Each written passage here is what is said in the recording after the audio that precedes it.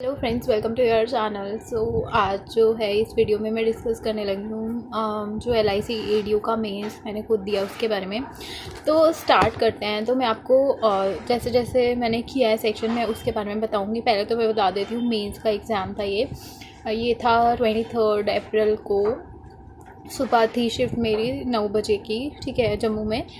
तो ये जो है इसमें 3 सेक्शंस हमें पता है कि आए थे: रीजनिंग, क्वांट्स, CA इंग्लिश और insurance awareness and financial awareness, ठीक है। तो सबसे पहले जब हमारा पेपर स्टार्ट होता है ना, तो हमारी सेक्शंस जो है हमें मतलब ऐसे टाइमिंग नहीं होती इसमें, आप लोगों को तो ये पता ही होगा। तो हम कोई भी सेक्शन उठा सकते हैं, किसी को भी अटेम्प्ट कर सकते हैं।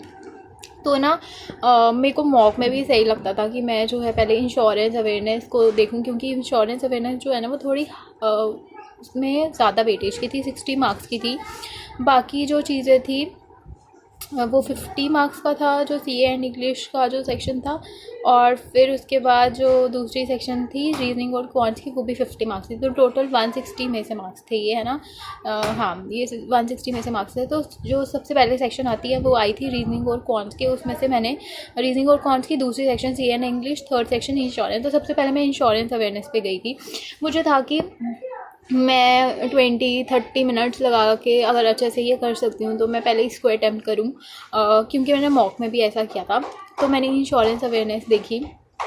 आपको पता है मैंने किससे किया था, गौरव सर से मैंने ये जो इंश्योरेंस अवेयरनेस का कोर्स किया था, और मैंने बहुत अच्छे से रिवाइज भी किया था, ठीक है। बट फिर भी उधर कुछ ऐसे क्वेश्चंस होते हैं जो हमें कंफ्यूज कर देते हैं। तो मैंने उनको थोड़ा देखा, और मोस्टली क्वेश्चन मैं बोलूँगी उनके कोर्स से आए थे। और मैं आपको बताऊँ, मोस्टली क्वेश्चन है, मैंने स्मार्ट कीड़ा का हर एक टेस्ट दिया था, 5 टेस्ट थे स्मार्ट कीड़ा पे, और मैंने 5 के 5 दिए थे। और उनको मैंने एक बार उसमें से CA जो थी होती है और जो इंश्योरेंस अवेयरनेस होती है ना, वो मैंने रिवाइज भी की थी। और इवन कि मुझे उसमें से क्वेश्चन देखने को मिले हैं। यूनिवर्सल लाइफ पॉलिसी का क्वेश्चन जो है स्मार्ट कीड़ा के टेस्ट में आया था। मॉर्टगेज रिडक्शन वाला कोई एक था, वो भी उनके जो मॉक टेस्ट में से आया था। मतलब ऐसे मैंने बहुत 3-4 क्वेश्चन देखे जो उस मॉक टेस्ट में से आए थे, 4-5 मॉक टेस्ट में से आए थे, ठीक है। मैंने बहुत सारे ऐसे क्वेश्चन देखे जो सर ने करवाए हुए थे, और बहुत सारे क्वेश्चन देखे मॉक टेस्ट। एक क्वेश्चन था मुझे याद आ रहा है। तो टोटल ये 60 क्वेश्चन थे ना। तो मैं आपको बता दूं पहले मेरे कितने अटैम्प्ट रहे हैं इसमें से ना। मेरे को एग्जैक्टली तो नहीं याद, मुझे ओवरऑल याद है मैंने इसमें शायद से 57 की 55 क्वेश्चन अटैम्प्ट किए हैं। तो मेरे 2-3 मैंने छोड़ दिए थे, क्योंकि वो मुझे बिल्कुल आइडिया नहीं हो रहा था कि उसमें क्या मैं मार्क करूँ। तो मुझे लग रहा था वो डेफिनेटली गलत हो जाएंगे, तो इसलिए मैंने उनको रखा था कि मार्क फॉर रिव्यू करके, बट वो मैंने अटैम्प्ट नहीं किए। तो एक क्वेश्चन मुझे याद आ रहा है, TPA का ना एक आया था कि TPA की फुल फॉर्म क्या है।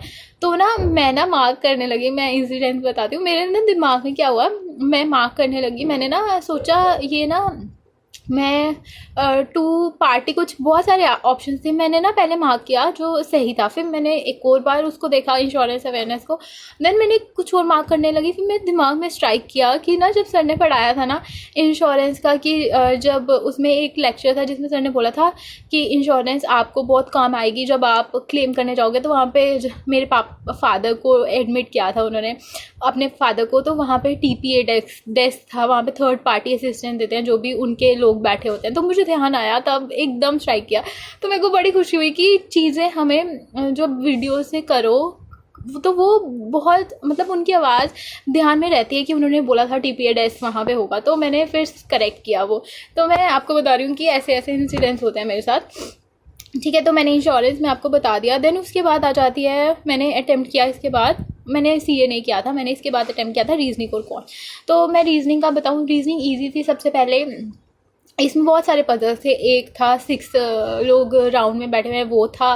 फिर उसके बाद और वो था, क्या नाम है, स्टैक वाले पजल आया था, ठीक है। फिर उसके बाद कुछ मिसलेनियस क्वेश्चंस भी आता है। और एक पजल था यार, आप बताना आपको वो अटैम्प्ट हुआ कि नहीं, वो ब्लड रिलेशन के साथ ना एक पजल दिया था उन्होंने। ब्लड रिलेशन के साथ हमें पजल बनाना था, स्टैक वाला, और ब्लड रिलेशन दिया हुआ था। तो ना मैंने वो बनाया, बट ना एंड में ना मैंने बना दिया पूरा, मुझे लगा सही है, बट एंड में ना उसके क्वेश्चन ही नहीं सॉल्व हो रहे थे। और मैंने देखा 2-3 बार देखा, उसकी पॉसिबिलिटी भी बना के देखी, बट वो उसने इतना टाइम खा लिया, थोड़ा सा 5-10 मिनट। तो मैंने उसको फिर छोड़ दिया। मैंने बोला कि इसमें टाइम चला जाएगा। वो एक रीजनिंग का पजल मुझसे नहीं हुआ। अटेम्प्ट 5 क्वेश्चन उसके नहीं हुए, और एक क्वांट में ना 2-3 मैंने अर्थमेटिक के छोड़ दिए, और फिर उसके बाद एक जो आप लोग बताना आपने, क्वांट तो कैलकुलेटिव थी मैं बोलूँ, रीजनिंग भी थी, रीजनिंग सही थी। साइलॉग्स आया था उसमें, ये पजल्स आए थे, मिसलेनियस क्वेश्चन आए थे। बट ये था कि जो क्या बोलते हैं, जो कॉर्न थी ना वो कैलकुलेटिव थी, और उसमें ना एक डी आई थी, आप मुझे बताना वो वाली डी आई थी जिसमें ना एप्पल और कुछ करके गावा करके बताया हुआ था, और उनमें एसपीसीटी का भी कंसेप्ट लग रहा था। एंड में सेकंड लास्ट या थर्ड लास्ट से ख़त्म होता था वो डी आई। 5 क्वेश्चन थे उसके। वो ना यार मतलब मैं बना नहीं पाई, टाइम नहीं मिल पाया। अगर वो थोड़ा सा टाइम और होता तो मैं वो बना सकती थी। बस क्वांट्स जो है वो भी ठीक थी। रॉन्ग नंबर सीरीज़ आई थी उसमें 5 क्वेश्चन। दैन उसके बाद एक डी आई मैंने अटैम्प्ट की थी। एक डी आई थी जिसमें हमें बताना था पार्टी और वेडिंग वाले लोग कितने लोगों ने इस सिटी से या कुछ ऐसा था कि अटेंड की थी। फिर उसके बाद पार्टी प्लस वेडिंग का एक पूरा पाई चार्ट दिया था। देन नीचे पार्टी वाले या वेडिंग में से एक का पाई चार्ट दिया था, उसमें बताया था इतने नंबर, तो वो सॉल्व करना था। थोड़ा कैलकुलेटिव था वो। 5 के 5 मैंने क्वेश्चन किए हैं। देन उसके बाद अर्थमेटिक के भी मैंने कुछ एक एज वाला क्वेश्चन था वो अटैम्प्ट किया। तो मैं ऐसा बोलूँगी कि बहुत हार्ड नहीं था बट कैलकुलेटिव था। ये मेंस वाला जो LIC AD को मेंस में जो क्वेश्चन थे करने लायक थे। मैं कर सकती हूँ यार, क्वांट्स में मैंने किए क्वेश्चन, ठीक है। तो मैं आपको बताऊँ 50 में से मैंने टोटल इसमें 38 किए हैं, क्योंकि मुझे और नहीं हो पाए। और इतने तो सही हैं, मतलब इतने तो करेक्ट हैं, ठीक है। उसके बाद आ जाती है CA और इंग्लिश की बारी। तो इंग्लिश सबसे पहले मैंने ना क्या किया, CA अटैम्प्ट की। और CA ना फरवरी मार्च से आई हुई थी, मैंने ऐसा देखा। और बहुत सारे ऐसे क्वेश्चन थे जो इजी थे, और कुछ गेस वर्क भी मैंने किया है, ऐसा नहीं बोलूँगी। मैंने बस अगर किया है गेस वर्क थोड़ा, वो ज़्यादा मैंने CA में किया है, क्योंकि मुझे था कि एटलीस्ट 10 तो सही हो ना, कुछ करके आऊँ एटलीस्ट 10 तो सही हो ना। मुझे नहीं पता कितने सही होंगे कितने नहीं सही होंगे। तो इसमें मैंने फुली अटैम्प्ट किया 25। और इंग्लिश की बात आ जाती है 25 के 25 50 होते हैं ना, तो 25 CA के थे, 25 इंग्लिश के थे। तो CA और इंग्लिश बहुत इजी थी। मुझे जितनी मैंने मॉक में देखी थी वो टफ आती थी स्मार्ट कीड़ा के एज़ कम्पेयर टू जो मैंने इंग्लिश पेपर में देखी, वो उसके कंपेरिजन में बहुत ज़्यादा ईजी थी। एरर डिटेक्शन के क्वेश्चन थे।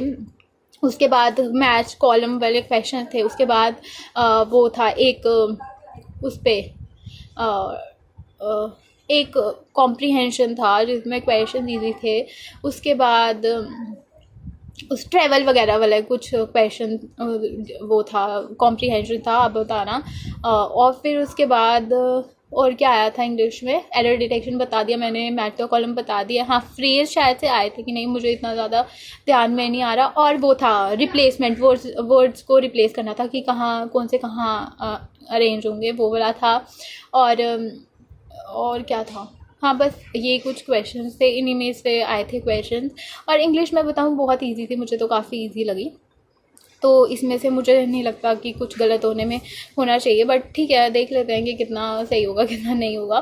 तो इसमें मैंने 50 अटैम्प्ट किए हैं, तो टोटल मेरे जो अटैम्प्ट है ना वो 142 है। देख लो 50 इसमें से अटैम्प्ट किए हैं।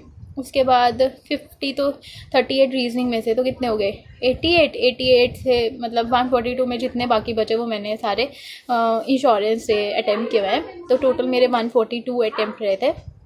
और आप लोग भी बताना आपके LIC ADO में कितने अटैम्प्ट रहे हैं, और आपका पेपर कैसा रहा है, आपने किस जोन से भरा था। और मैंने अनिल सर की वीडियो भी देखी है, वो बोल रहे थे कि इसका प्रिडिक्शन नहीं कर सकते कट ऑफ। आजकल किसी भी एग्ज़ाम में कट ऑफ की प्रिडिक्शन करना इम्पॉसिबल, नेक्स्ट टू इम्पॉसिबल है। तो आप बताना।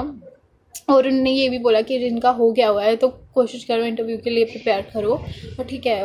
और फिर हाँ, और आगे नेक्स्ट आने वाले एग्ज़ाम्स में RRB वाले एग्ज़ाम्स आने वाले हैं, RBI का एग्ज़ाम आएगा शायद से, तो उसके लिए प्रिपेयर करना स्टार्ट करते हैं हम, ठीक है। तो आप बताना कमेंट सेक्शन में कि आपके कितने मार्क्स रहे हैं LIC ADO में, कितने अटैम्प्ट्स रहे हैं। और थैंक यू फॉर वॉचिंग।